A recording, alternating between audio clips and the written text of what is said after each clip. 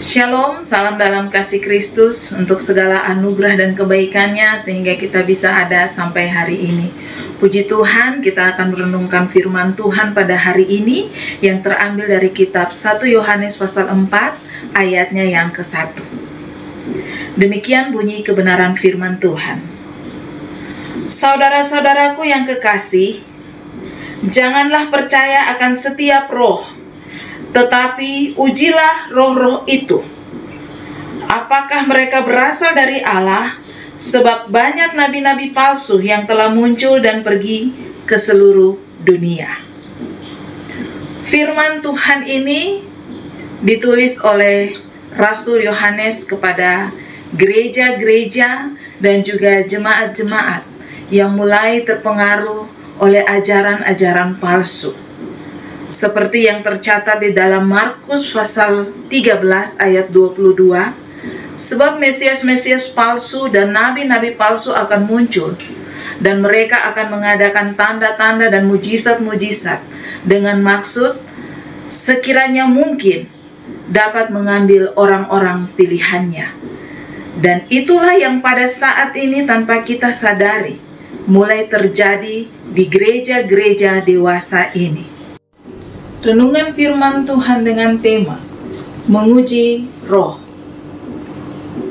mengajarkan kita, mengingatkan kita supaya dalam menghadapi setiap ajaran-ajaran palsu, dalam setiap menghadapi pengajaran-pengajaran yang sesat, yang tidak berasal daripada roh Allah, mari kita dapat melihat kembali dalam kebenaran firman Tuhan. Firman Tuhan yang telah kita baca tadi menjadi pengingat bagi kita untuk dapat kita bertahan di dalam panggilan kita, di dalam iman kita hanya kepada Tuhan Yesus saja. Roh memang penurut, tetapi daging lemah. Itu bunyi firman Tuhan. Oleh sebab itu, kita harus tetap mewaspadai segala sesuatu untuk dapat membuat kita tetap melihat kepada ajaran firman Tuhan yang benar.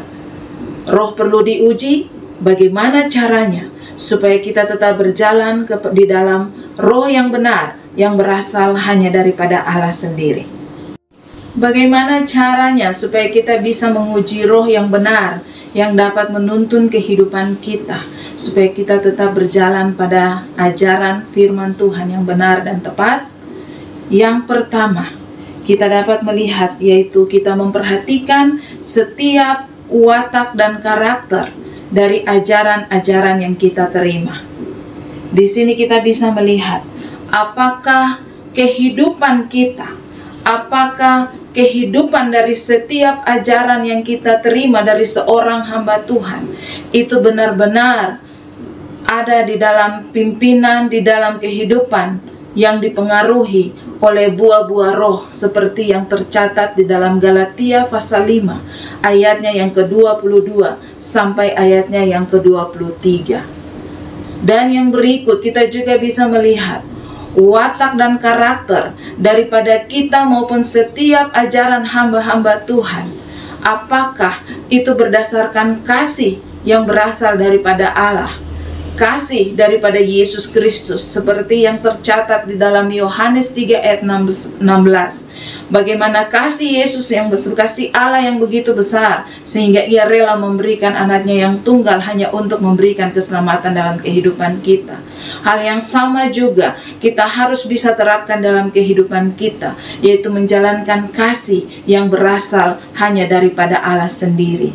Dan kemudian kita juga bisa melihat bahwa kita berani untuk menentang setiap ajaran-ajaran kefasikan, setiap ajaran-ajaran yang mendatangkan dosa, dan kita tetap berada di dalam ajaran yang benar, hidup dalam kebenaran Kristus. Yang kedua, marilah kita memiliki motivasi yang benar di hadapan Tuhan. Kita memiliki motivasi yang benar di dalam setiap pelayanan-pelayanan kita. Bagaimana caranya supaya kita mempunyai motivasi yang benar? Hal yang pertama, kita harus menghormati Kristus yang sudah rela mati di atas kayu salib hanya untuk menebus dosa-dosa kita. Yang kedua, kita mau memimpin gereja kita, membawa gereja kita di dalam kekudusan. Setiap pelayanan yang benar, biarlah itu berasal daripada Allah yang menuntun setiap kehidupan kita.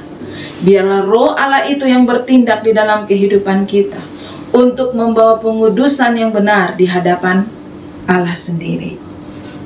Dan yang berikut, kita juga bisa menyelamatkan orang yang terhilang, yang belum mengenal Allah. Kita boleh membawa dia untuk lebih mengenal siapa Yesus itu.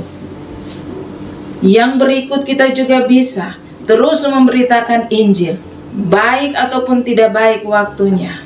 Kita harus selalu siap sedia untuk terus mengabarkan Injil Kerajaan Allah, supaya Injil itu terus tersebar sampai semua orang bisa mengenal Kristus.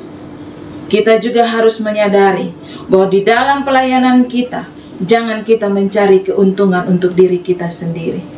Jangan kita mencari sesuatu yang mendatangkan kenikmatan di dunia ini, tetapi sadarilah bahwa kita hanyalah seorang hamba. Sadarilah bahwa kita adalah anak-anak Kristus, sehingga kita harus tetap hidup benar di dalam ajarannya Tuhan. Apapun yang kita berikan, berikanlah dengan tulus untuk Tuhan. Dan yang berikut, jangan pernah kita memadamkan roh daripada Allah itu. Biarlah roh itu terus menyala-menyala di dalam kehidupan kita untuk terus menyatakan kebenaran firman Tuhan.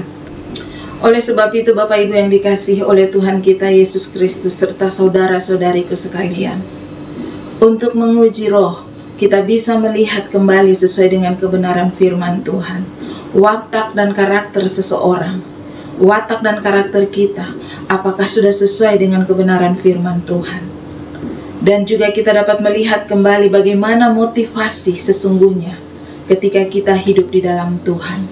Apakah sudah benar-benar sesuai dengan apa yang Tuhan Yesus kehendaki, ataukah kita masih berjalan menurut keinginannya kita sendiri.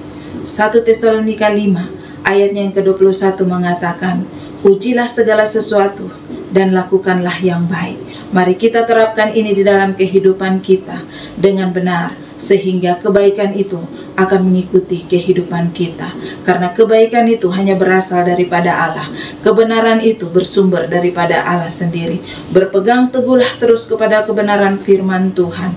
Kita percaya bahwa ketika Tuhan Yesus sudah mati, bangkit, naik ke surga, Ia tidak meninggalkan kita sendiri, tetapi Ia mengatakan Dia akan mengirimkan roh yang lain, yaitu roh penghibur, penolong yang akan selalu menyertai kehidupan kita. Sekarang bagaimana dengan kita?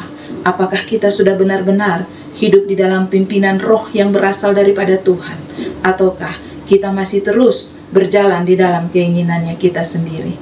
Biarlah firman Tuhan pada hari ini dapat memberkati kita dan mengingatkan kita untuk terus hidup benar di hadapan Tuhan. Menguji roh berarti kita belajar untuk hidup benar, taat dan setia di hadapan Tuhan. Tuhan Yesus memberkati. Shalom.